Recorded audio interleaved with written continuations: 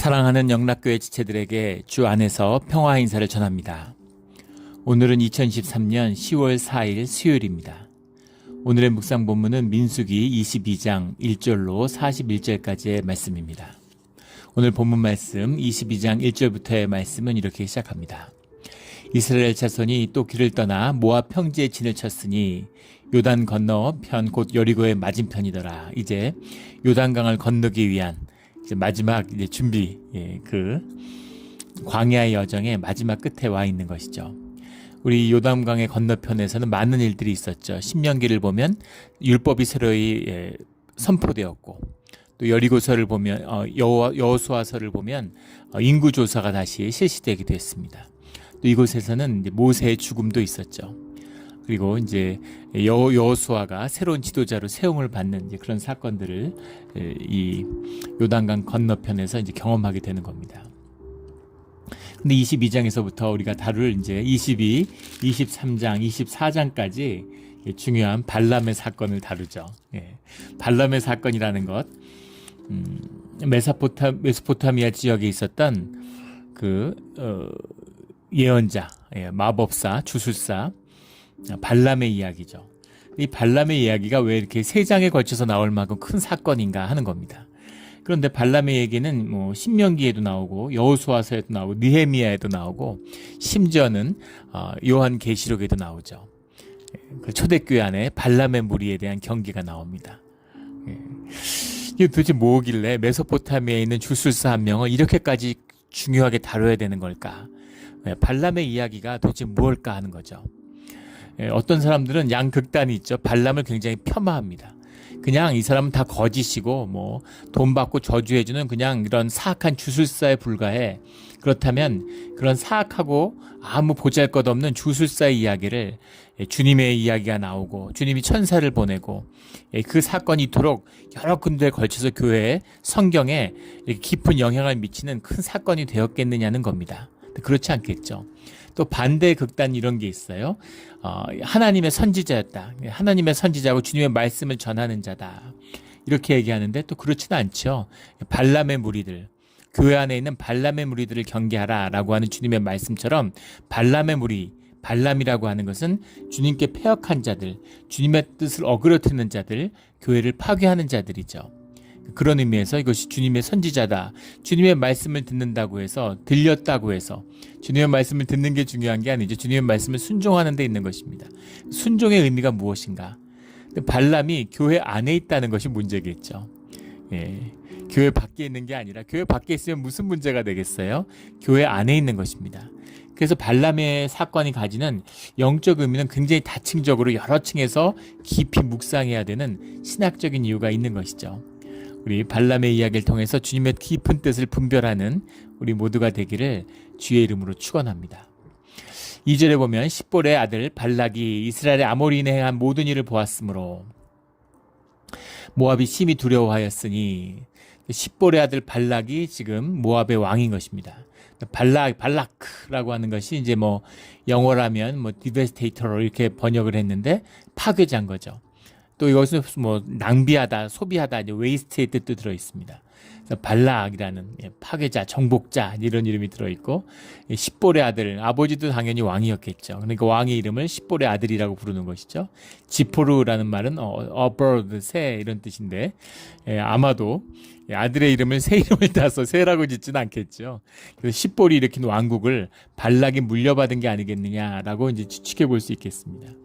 그런데 그들이 몹시 두려워하고 있어요. 두려워할 수밖에 없었겠죠. 왜냐하면 지금 그 아모리 족속을 점령한 이야기들을 들었지 않습니까? 아모리 족속의 시온에게 지금 모압이 정복당했었는데 그들에게 패했는데 그들을 진멸한 그런 이스라엘이 올라오고 있다. 이런 얘기를 들으니까 얼마나 두렵겠습니까? 마치 그 로마 시대 말기에 그 게르만족 중에서 동고트족이 로마의 영내로 다뉴브강을 건너서 로마 영내로 들어오면서 그 로마의 고대의 질서가 이제 격변하게 되는 중세의 질서가 열리는 큰 사건이죠. 이 몽골 평야에 살던 중앙아시아에 살던 훈족이 흉노족이 서진을 하면서 훈족과 흉노족이 뭐 같으냐 다르냐에 대한 많은 논란이 있지만 같은 부족으로 보죠. 다수설은 훈족이 이렇게 서방으로 이동을 하니까 시베리아 초원을 따라서 그 훈족한테 밀려가지고 견디질 못하는 거죠. 고트족이 밀려나는 겁니다. 고트족이 로마 영내로 들어갈 수밖에 없는 거죠. 도저히 로마보다 훈족이 더 무서우니까. 그런데 동고트족한테 로마가 안 되는 거죠. 그런데 뒤에 훈족이 이제 로마의 영내로 진입해 들어와요. 그러니까 로마 시민들 그 공포가 어땠겠습니까? 우리가 동고트도 못 당하는데 동고트를 몰아는 훈족이 쳐들어온다고 이렇게 되는 거죠.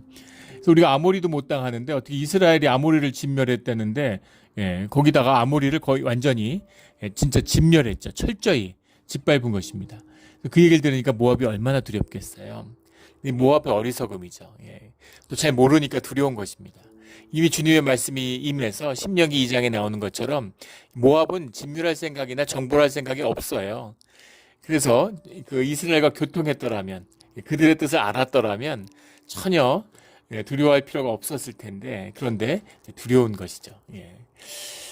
두려운 겁니다. 싸울 엄두는 못 내고 싸워봐야 아모리한테도 안 되는데 아모리를 무찌른 이 이스라엘한테 될 리가 없으니까 그래서 어떻게 하면 좋은가 하는 근심과 두려움 속에서 4절에 미디안 장로들에게 이르되 모압인데 모압의 장로도 아니고 왜 미디안 장로에게 이르렀을까? 미디안 장로들이 누굴까? 미디안은 그 기원을 따지자면 아브라함의 후처였던 그두라의 아들 미디안의 후손들이죠. 그런데 이제 여러 지역에 퍼져 살면서 사실 민족적인 정체성이나 이런 건 흐릿해졌을 겁니다. 이들이 이제 시나이 반도에 주로 살았지만 가나안 전 지역에 퍼져 있었다고 그러죠. 왜냐하면 상업에 종사했기 때문입니다. 대상, 카라반이라고 하는 사막의 거상들이 되었다라는 거죠. 또 그들이 이제 주술사가 되었다, 이런 뜻도 있어요. 상술을 하는 사람들은 지금도 그렇죠. 비즈니스 하는 사람들이 한국에 보면 굉장히 점 같은 거 많이 보고, 풍수도 많이 보고, 토종 비결 이런 거 많이 봅니다.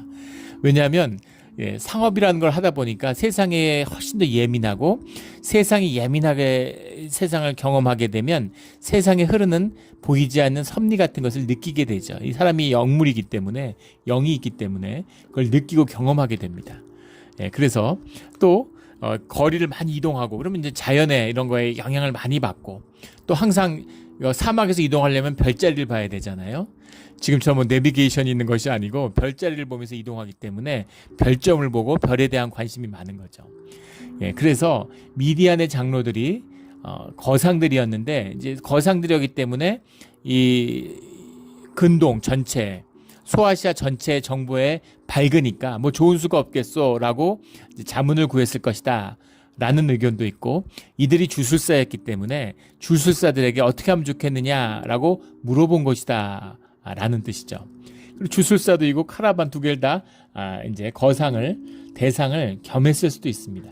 아무튼 미디안 장로들에게 그때의 지혜자들에게 물어보는 거죠. 우리가 지금 다 죽게 생겼는데 소가 밭의 풀을 뜯어먹는 것처럼 우리가 다 뜯어먹힐 것 같은데 어떻게 하면 좋겠느냐 이렇게 물어보는 겁니다. 그러자 5절에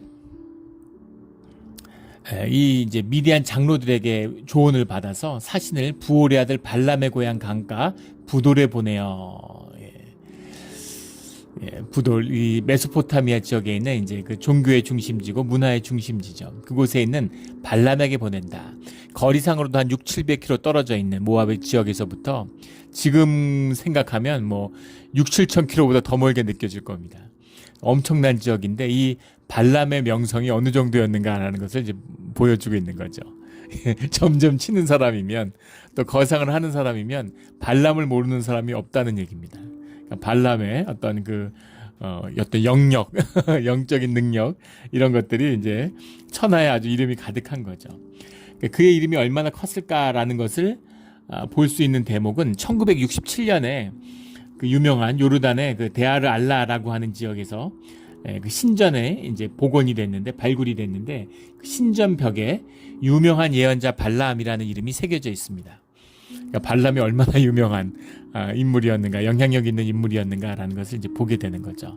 그래서 이제 발람을 데리러 보내요. 근데 재밌는 건 이름이 발람이라는 것도 발라라는 말이 원형인데 삼킨다, 먹어치운다 이런 뜻입니다. 좋은 어감은 아니죠. 그의 아버지인 부올의 아들 발라함이니까 부올도 이 당시에 누구누구의 아들, 성경에서 누구누구의 아들이라고 하는 이름은 이제 아버지의 유업을 승계한 자다 이런 뜻이 들어있으니까 아버지도 유명한 점장이었겠죠. 그런데 아버지 부올의 이름이 이제 바알인데 부올이라는 말이 이제 바알이라는 말이 원형인데 바알이라는 게 이제 뭐 브루티쉬 이런 말도 들어있지만 이제 그 burn 태운다 이런 말이 들어있습니다. 이것도 어감이 이제 좋지 않죠. 왜 주술사들의 이름은 이렇게 이름들이 좋지 않을까? 왜 좋지 않을까요? 이들이 본업이 이들의 본질이 저주하는 자들이기 때문입니다. 축복도 하고 저주도 하는 것 같지만 본업은 저주인 거죠. 사람들이 축복하는 사람을 찾을까요? 저주하는 사람을 찾을까요? 오늘도 그 모압의 왕 발람이 저주하는 자, 저주하기 위해서 찾죠. 중국 그 고서에 보면 유명한 이야기가 있죠. 그 전설적인 중국의 그 간신을 대표하는 3대 간신이다 이렇게 나오는 조고라는 이제 환관이죠. 진시황이 환관이었는데 진시황이 죽은 다음에 그의 아들 부소가 왕이 되니까 간신배니까 왕한테 이렇게 진언을 하는 겁니다. 왕은 칭송을 받고 이렇게 높임을 받아야 되니까 다 좋은 사람들이 다 이렇게 사랑을 받아야 되니까 왕은 이제 상만 내리시라고. 상을 내리는 거는 왕이 다 하시고 국합 배드캅처럼 악역, 나라를 다스리려면 악역을 해야 되는데 악역, 벌 주는 일, 원망받는 일, 나쁜 일은 다 제가 하겠습니다. 이렇게 얘기하는 거죠. 얼마나 듣기에 그럴듯해 보여요. 기가 솔깃했겠죠. 어리석은 왕 부소가 야 진짜 넌 충신이구나 이러고 그렇게 하자 그러는 거죠. 사람들이 상을 두려워하겠습니까? 벌을 두려워하겠습니까? 상은 받아도 되지만 안 받아도 받으면 좋지만 안 받아도 그만이죠. 근데 벌이라는 건 받으면 큰일 나잖아요. 그러니까 다 왕은 두려워하지 않고 이 조고만 두려워하는 거죠. 그렇게 왕권을 찬탈하게 되는 겁니다. 이런 거죠. 축복받기를 원하는 게 아니라 저주받지 않기를 두려워하는 겁니다. 저주받을까 봐 두려워하는 거고 사람들을 저주하는 악한 마음이 들어있는 거죠. 그래서 발람과 부올의 본업이 저주였다라는 것을 알 수 있는 겁니다.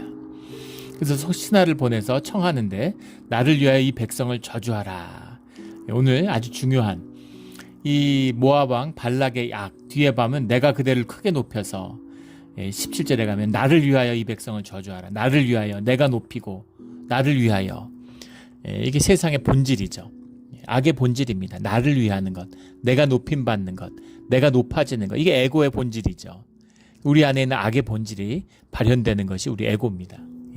내가 중심이고 내가 중심이 아니죠. 진실을 마주하면 어떻게 됩니까? 내가 중심이 아니에요. 내가 세계의 중심이 아닌데 거짓으로 내가 세계의 중심이 되는 겁니다. 내 세계에 갇혀서. 그 세상의 거짓으로 다 꾸며내는 것이죠.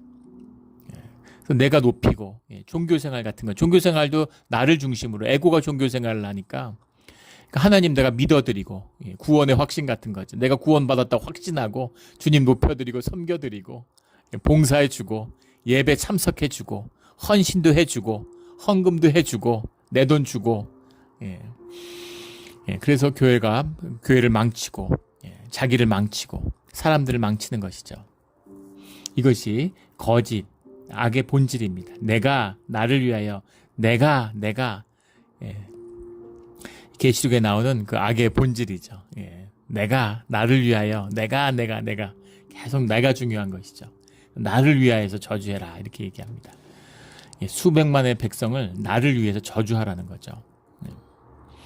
7절에 모압 장로들과 미디안 장로들의 손에 복채를 가지고 떠나 발람에게 이르러 발락의 말을 그에게 전하매 복채라고 해석을 했는데 캐사밈이라는 말이에요. 캐사밈이라는 건 복수죠. 캐사미 원형인데 캐사임이라는 말이 이제 여기서 이제 복채라고 해석했는데 그렇게 해석할 수도 있는데 점괘라는 뜻이 이제 원뜻입니다. 그래서 점괘를 주면 이제 복채를 받으니까 복채라는 뜻이 이제 합쳐진 거죠. 그런데 물론 그들의 손에 돈을 들려 보냈다라는 것이 이제 본질적인 것이죠. 그러니까 동시에 점을 받았고 그 점괘가 너한테 가서 물어보라. 우리 뜻으로 온 게 아니다. 인간적인 정리가 아니라 이게 신의 섭리다라는 식으로 이제 접근했을 것이다. 이렇게도 해석하는데 그것도 일리가 있는 얘기입니다. 유브라데 강, 메소포타미아 강에 있는 이 지역까지 찾아가서 이제 발람에게 찾아간 거예요. 8절에 발람이 그들에게 이르되 이 밤에 여기에서 유숙하라. 여호와께서 내게 이르시는 대로 너희에게 대답하리라. 이렇게 얘기합니다. 여호와께서 내게 이르시는 대로 너희에게 대답하리라. 이 말만 보면 선지자죠. 주님의 말씀을 전하는 자잖아요. 이게 뭐냐는 겁니다. 도대체 어떻게 이런 주술사한테 복술사한테 주님의 말씀이 임할 수가 있느냐라는 겁니다. 이게 신학적인 어려움이죠. 큰 도전이죠. 그런데 세상의 모든 것이 하나님의 피조물이고 또 하나님이 세상을 사랑하사 이토록 사랑하사 이렇게 우리 복음서가 시작되고 있잖아요. 그래서 모든 세상의 만물은 주님의 피조물이고 주님의 것이죠. 주님을 믿고 주님을 주라고 고백하는 자만 주님의 것이고 세상은 다 마귀의 것이냐? 그렇지 않습니다. 마귀조차도 주님의 구원의 역사를 이루어가는데 한 역할을 담당하고 있는 것뿐이죠. 그런 의미에서 주님을 만나지 못했을 거라고 이야기할 이유는 없습니다. 그런데 여기 보면은 발람이 네 밤에 여기에 유숙하라 라고 하는 이 뜻이죠. 손님을 위한 단순한 예우였을까? 주님의 뜻을 열어놓고 물어보기 위한 그런 선지자의 뜻이었을까? 돈에 대한 욕심 때문이었을까? 그런 것이 다 질문을 할 수 있는 거죠. 진정 하나님의 사람이었다면 주님 안에서 이런 지금 뭘 하러 왔는지 지금 모압 왕을 위해서 저주하라고 왔는데 이걸 주님의 뜻으로 받을 수 있겠습니까? 주님의 사람이라면 이런 사람은 상대하지 않겠죠. 가까이 하지 않고 아예 그 상대 얼굴도 대면하려고 하지 않을 거예요. 그런데 이것을 한번 주님께 물어보겠다? 이게 말이 되겠습니까? 교회에 전화가 많이 오는데 한 20통 오면 한 19통은 이제 그 무슨 이런 그런 이상한 전화들입니다. 스캠 이런 그런 거죠. 근데 실제 뭐 통화나 메시지 전체 그런 인터넷상에 뭐 이런 통신상에 그 전화 메일의 절반이 스캠이라고 그래요. 그러니까 뭐 이상한 건 아니겠죠. 그래서 모르는 전화는 받지 않습니다. 처음엔 받았다가 이게 안 좋아서 이제 안 받아요. 근데 뭐 스캠까지는 아니더라도 이제 교회 빌려달라는 전화가 많이 옵니다. 무슨 뭐 결혼식 하겠다, 뭐 생일 파티 하겠다, 뭐 지역에 무슨 모임 갖겠다 이러면서 이제 자꾸 빌려달라는 거예요. 우리가 이제 부엌도 잘 갖춰져 있고 뭐 이렇게 여기 주차장도 잘 돼 있고 이러니까 이제 그걸 쓰고 싶은 거죠. 근데 절대 허락하지 않아요. 교회에서 생일 잔치하면 안 됩니까? 교육관에서 할 수 있죠. 그러나 그것은 다른 차원의 이야기예요. 교회가 공동체가 성숙하고 교회가 하나 되고 그리고 뭐 예배가 제대로 드려지는 건강한 공동체가 되면 그 안에 그런 걸 용납하죠. 꼭 교인들의 생일 잔치뿐만 아니라 지역을 위한 지역을 섬기는 일로도 할 수 있겠죠. 그러나 그 전제는 교회의 교회됨. 교회가 예배당이고 예배가 주님을 예배하는 것이고 주님이 주인이라고 하는 것에 대한 분명한 고백과 정체성의 기초에 있을 때입니다. 그게 흐려지는데 그걸 흐리는 일이라면 절대 해서는 안 되는 것이죠. 뭐 그렇게 장성하고 건강한 분량으로 믿음의 공동체가 될 날도 있을 거라고 믿습니다. 그런데 이제 처음에 왔을 때는 뭐 교회가 그런 상황이 아니라 오랫동안 분규가 일어나고 교회가 무너져 있는 상황이니까 이제 교회가 무엇인가 하는 것을 다시 세우는 과정이기 때문에 절대 돈 받고 그런 걸 빌려주고 이제 이런 거 안 하는 거죠. 우리 주변에 있는 무슨 교회들 보세요. 미국 교회인데 뭐 교회 5군데 빌려주고 돈벌이로 하는 거죠. 무슨 뭐 그럴싸하게 뭐 둘러대고 지역 선교가 어떻게 얘기할 수 있겠지만 그러면 돈을 안 받아야죠. 그런 겁니다. 근데 이렇게 통화를 하면은 처음에 통화를 했죠. 통화를 하면은 이렇게 설득하려고 그래요. 얼마면 되겠냐 뭐 이런 그러니까 안 된다 이러면 돈을 더 올리려고 그러나 보다 이렇게 받아들이는 거죠. 그리고 이제 목사가 직접 받으면 목사만 설득하면 된다고 생각해요. 교회를 잘 모르니까 다 끊어버립니다. 안 한다 그런 거 안 한다고 다 끊어버리죠. 그런데 만약에 그걸 들었는데 교회에 한번 재직해 물어보겠다. 교회 뜻을 구해보겠다. 이렇게 한번 나왔다고 생각해 보십시오. 그건 무슨 의미일까요? 그건 무슨 의미겠습니까? 그 의미는 마음이 흔들린 거죠. 예, 아니면 아닌 거지. 예, 교회에 물어본다는 건 뭐예요? 예, 내 뜻은 좀 넘어가 있는 거죠. 그 말은 뭐겠어요? 이제 발람은 사실은 돈을 받고 저주를 하고 싶은 마음이 있는 거죠. 이게 진실이겠죠. 근데 두려운 거죠. 예. 그래도 아주 엉터리는 아니기 때문에 주님의 능력과 주님의 임재하심을 알기 때문에, 권능을 알기 때문에, 그래서 두려운 겁니다. 그 두려움이 있기 때문에 이제 함부로 저주는 못하고, 예, 함부로 저주는 못하고 주님께 물어보겠다, 이렇게 이야기하는 것이죠. 그래서 주님께 물어보니까 12절에 하나님의 발람에게 이르시되 너는 그들과 함께 가지도 말고 그 백성을 저주하지도 말라. 그들은 복을 받은 자들이니라. 그들이 복을 받은 자들이라는 건 주님이 함께하는 자들이다 라는 겁니다. 그래서 이제 저주를 못하게 막죠. 왜 저주를 못하게 하셨을까? 예. 무엇 때문이었을까요? 이게 이제 말씀의 아주 중요한 키 중에 하나죠. 첫째는 이스라엘을 위해서였을까? 흔히 그렇게 생각하기 쉽습니다. 이스라엘 저주하면 안 되니까 발람이 능력이 있어서, 발람의 능력이 여호와의 능력인데 주님의 능력이 나가지 않는데 발람이 뭘 할 수 있겠어요? 예. 또는 발람이 이런 공중의 권세 잡은 자, 대적, 마귀의 권세를 쓰는 자다라 할 수 있겠죠. 근데 마귀의 권세를 쓰는 자와 마귀의 권세를 건들 주님께 복을 받은 자들, 주님이 함께하는 자들에게 저주가 먹히겠습니까? 이스라엘에게는 저주가 먹히지 않아요. 예. 그런데 왜 저주를 주님이 막으셨을까? 부정탈까봐? 아니겠죠. 두 번째는 발람을 보호하기 위해서, 발람이 하나님의 말씀을 듣고 하나님의 능력을 행하는 자인데 발람이 주님의 뜻을 잘못 행해서 저주 같은 걸 행하는, 주님의 뜻에 어긋날까봐? 예, 그럴까요? 예, 뭐 그럴 수도 있겠지만, 예, 발람을 주님이 그렇게 아끼신다? 예, 발람이 저주하러 가다가 죽을 뻔했는데 죽일 수도 있다는 것이죠. 천사를 통해서. 그래서 주님이 무슨 이렇게 직접적으로 모세처럼 발람과 교통하고 그런 건 아니라는 것을 우리가 오늘 본문 가운데 발람과 나귀의 계를 통해서 볼 수 있죠. 그럼 왜 막았을까? 그 주님의 말씀을 이루기 위해서였을까 아닐까, 이렇게 생각됩니다. 모압의 저주를 막기 위해서가 아니었을까라는 것이죠. 모압은 아브라함의 후손, 아브라함에 대한 약속 때문에 모압을 지켜주겠다고 주님이 말씀하셨어요. 그런데 주님의 복을 받은 자들을 저주하면, 축복받는 자들은 복을 받고 저주하는 자들은 저주를 받습니다.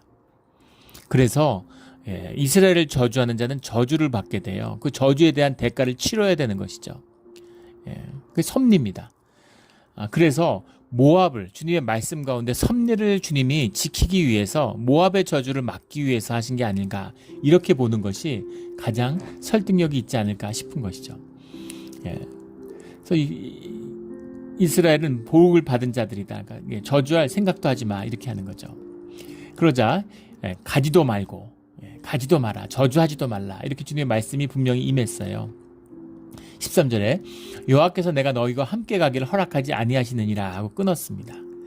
그런데 그 얘기를 듣고 모압 왕이 더 많은 재물을 가져다가 더 높은 고관을 통해서 보내죠. 16절에 아무 것에도 꺼리끼지 말고 내게로 오라. 너 무엇도 꺼리낄 게 없어, 나한테 와, 이렇게 하고 이제 많은 재물을 주는 거죠. 그러니까 발락의 눈에는 발람이 어떻게 보였겠어요? 돈 받고 점쳐주는 사람, 능력은 있지만 저주나 해주는 자가 결국 돈 때문에 하는 거면서 본질을 꿰뚫어 보는 거죠. 결국 돈 때문에 하는 거면서 결국 돈을 더 주면 오게 돼 있어. 결국 돈이잖아. 그러니까 돈 더 주면 와, 이런 거죠.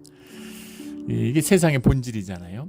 현상세계, 세상은 물질, 현상을 쫓는 자들, 물질의 총화, 물질의 가치를 전이시켜 놓은 것, 사용 가치와 교환 가치가 있는데 그 물질의 교환 가치라는 것을 분리시켜서 전가시켜 놓은 것이 돈이잖아요. 그러니까 세상 권세라는 게 뭡니까? 결국 돈의 권세예요. 마귀의 권세라는 건 돈의 권세 뒤에 숨어있는, 쏙있는 권세인 것이죠. 돈의 권세입니다. 사실은 돈의 권세는 물질의 권세고, 물질을 다스리는 권세는 인간의 권세입니다. 인간의 권세는 주님의 권세를 사람에게 하나님이 허락해 주신 권세죠. 그런데 그 권세를 쏙이는 권세에 속아서 세상에 넘겨주고 세상의 종노릇하는 게 우리 인간의 모습이죠. 어리석음입니다. 돈 더 줄게, 와, 이제 이렇게 얘기하는 거예요. 나를 위해서 저주해, 이런 얘기입니다.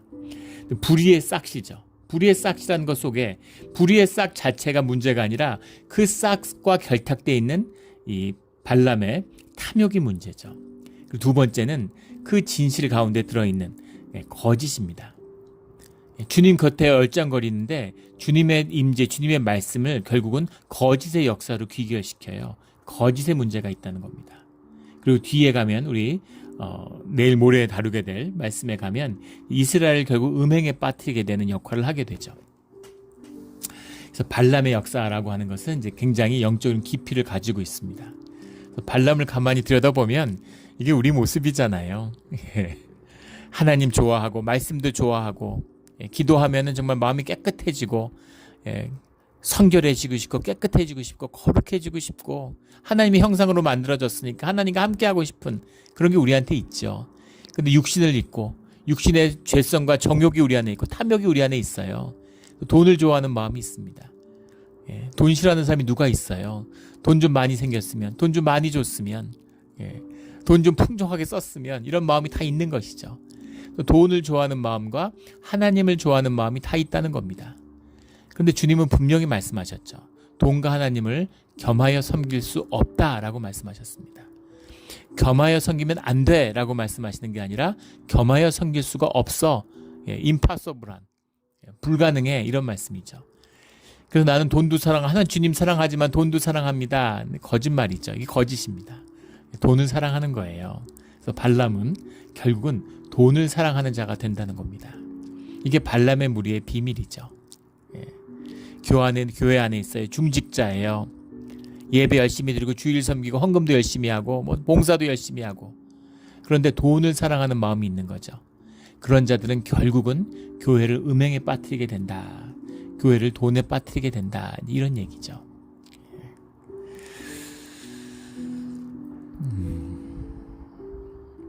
망하는 교회들을 보면 교회 안에 활개치는 사람들이 있어요. 대부분 영향력이 있고 돈이 있기 때문에 교회를 떠받치고 있는 사람들입니다. 헌금도 많이 하고 그 사람들 없으면 교회 안 돼 이런 거죠. 나 없이는 내가 봉사하지 않았으면 오늘 교회가 어떻게 있을 수가 있어. 이미 교회가 아닌 거죠. 누군가가 떠받치고 누군가가 아니면 안 되면 그건 이미 교회가 아니에요. 교회를 열심히 섬기고 교회 열심히 봉사하는데 교회를 망하게 하고 교회를 영적으로 타락시키는 이게 발람의 무리죠. 우리 발람의 무리를 꺾고 발람 안에 뒤에 가면 내일 다루게 된 더 깊은 뜻도 있습니다. 그건 내일 다루기로 하고 이 발람 나를 위하여서 저주를 베풀라 이런 얘기를 하는 것이죠. 발람이 발락의 신하에게 대답하여 이르되 내가 능히 여호와 내 하나님의 말씀을 어겨 덜하거나 더하지 못하겠노라. 그렇다면 만나지도 말아야죠. 저주하러 왔고 돈을 더 많이 갖고 왔는데 왜 만나가지고 내 하나님의 말씀을 어길 수가 없고 덜하거나 더하지도 못하겠다 이런 말 뭐하러 합니까? 이방인들을 자기도 이방인이긴 하지만 뭐하러 이런 얘기를 해요? 아니면 아닌 거지. 만나지도 말고 상대도 하지 마라. 주님이 아니다. 그 사람들 상대하지 마. 그러면 상대도 하지 말아야죠. 근데 왜 만나가지고 나는 하나님의 말씀을 어기지도 못해. 돈의 마음이 흔들리는 거죠. 난 어기고 싶어. 진짜 어기고 싶은데 나 너무 두려워. 이런 얘기잖아요. 돈을 보고 마음이 흔들렸다라는 겁니다. 그런데 20절에 놀라운 반전이 있어요. 밤에 하나님이 발람에게 임하여 이르시되 그 사람들이 너를 부르러 왔거든 일어나 함께 가라. 그러나 내가 내게 이름 말만 준행할지니라. 저주는 하지 마. 함께 가봐. 이런 얘기죠. 가지 말라고 하셨는데 12절에 20절에는 가라고 했어요. 그 다음에 나귀가 움직이지 못하게 해서 가지 못하게 한 다음에 거의 죽을 뻔했죠. 발람 21절부터 나오는 나귀의 사건입니다. 그리고 35절에는 또 그 사람들과 함께 가라 이렇게 얘기합니다. 가지 말라고 그랬다가 가라고 그랬다가 또 못 가게 했다가 또 가라고 그랬. 주님 왜 그러시는 걸까요? 가라는 겁니까? 말라는 겁니까? 이게 무슨 얘기인가요? 이 이야기를 이해하기 위해서 한 가지 이야기를 나누려고 합니다. 저희 큰애가 태어날 때인데 교회 이제 처음 다닐 때죠. 근데 그 두려움이 컸어요. 애가 태어난다니까 참 막 기대가 되고 가슴이 부풀지만 또 두려움이 컸죠. 뭘 해야 될지 모르겠는.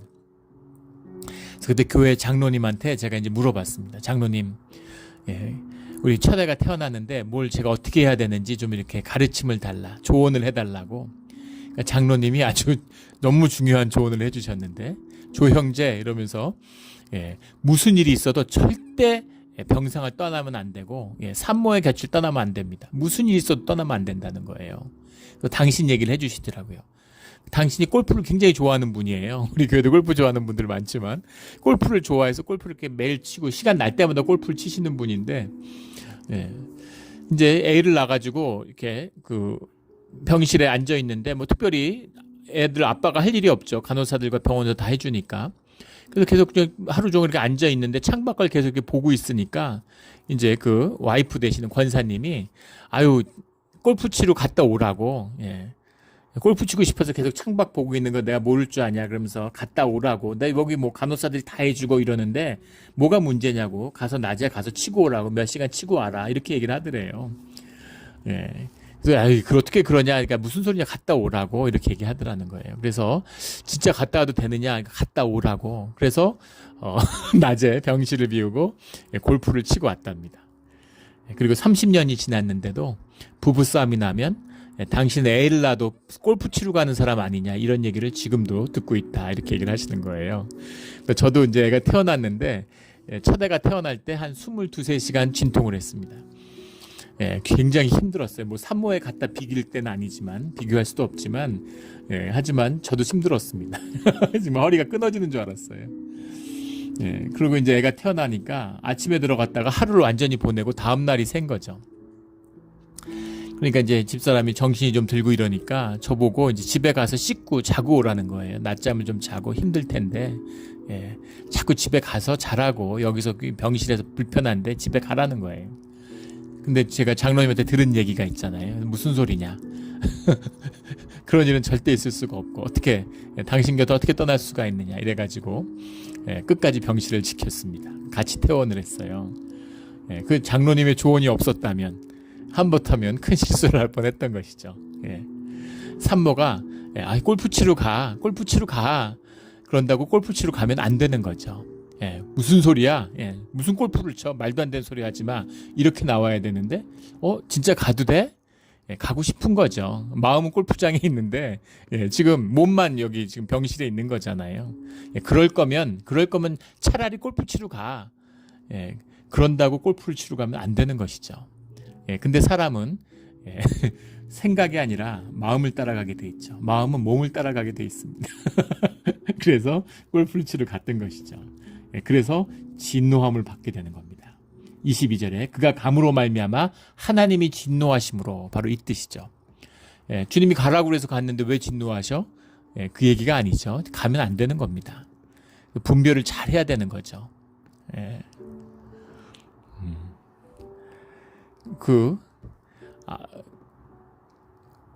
엄마가 애들 이제 키우는데 저 키울 때 항상 그러셨어요. 우리 오남매가 밥을 먹으면 고기 같은 거 구워서 먹으면 외할머니도 같이 사셨는데 외할머니도 어머니도 외할머니는 원래 나는 고기를 싫어한다 그러고 어머니는 냄새를 맡았더니 이제 밥맛이 딱 떨어져 갖고 못 먹겠다 그러고 고기를 안 드세요. 그래서 이 맛있는 고기를 왜 유전인가 왜 외할머니도 고기를 안 좋아하고 어머니도 고기를 안 좋아하실까? 어머니가 고기 좋아하시죠. 근데 자식을 키우니까 안 먹어 이러는 거죠. 그 마음을 자식을 키우면서 알게 되는 거죠. 머리로 알아도 마음으로 이해 못했는데 아이들한테 이제 고기를 구워주면서 나는 안 먹게 되는 애들 하나라도 더 먹으라고 그런 마음을 알게 되는 겁니다. 마음이죠. 함께 가면 안 되는데 감으로 말미암아 하나님이 진노하셨다라는 겁니다. 나귀의 이야기가 나와요. 나귀의 이야기도 나누려면 뭐 깊이 나눌 것이 많이 있겠죠. 어떻게 나귀가 이야기라고 나귀가 보지 않는 걸 보게 될까? 천사가 나타나서 칼을 들고 지키고 있는데 나귀는 보는데 지금 발람은 못 보는 겁니다. 발람은 돈과 탐욕으로 눈이 어두워진 거죠. 주술사든 뭐든 영적인 뭐 이게 점쟁이든 뭐예요? 보이지 않는 현상이 아니라 보이지 않는 것을 보는 자라는 얘기 아닙니까? 그런데 당나귀도 보는 것을 발람은 보지 못해요. 능력이 아니라 주님이 눈을 열어주시느냐 열어주시지 않느냐라는 거죠. 근데 육을 쫓으니까 눈이 먼 것입니다. 보이지가 않아요. 보이지가 않는 것이죠. 그래서 나귀도 보는데 지금 주술사가 이걸 보지 못하는 겁니다. 그러니까 화가 나갖고 나귀를 막 때려요. 나귀가 맞다가 이제 나귀도 열받은 거죠. 근데 주님께서 나귀 입을 여시니 28절에 나귀가 입을 여니까 나귀가 따지는 겁니다. 내가 이런 적이 있었느냐? 왜 날 3번씩 때리느냐? 이렇게 얘기하니까 이 발람이 야 내가 칼만 있었으면 때리는 것 같고 네가 지금 불평을 해. 널 죽였을 거야. 이렇게 얘기하는 겁니다. 어떻게 나귀가 얘기를 할 수 있을까? 이 영을 열어서 통하는 뭔가가 있었겠죠. 우리가 육신으로 갇혀서 영이 육신에 갇혀가지고 모두 육의 사람으로 살아가고 있으니까 육의 삶이라는 게 뭐예요? 주님께 분리된 것이죠. 주님께 분리됐다는 것이 우리가 모든 것이 벽이 생겼다는 것. 이 벽을 허무는 것이 주님 안에 회복되는 영의 비밀이죠. 우리가 에덴 동산에 있을 때는 모두가 모든 피조물들이 말이 통했겠죠. 사람들끼리도 심지어 바벨탑 사건 이후에는 하나님의 말을 갈라놓으셔서 사람들끼리도 말이 안 통하잖아요.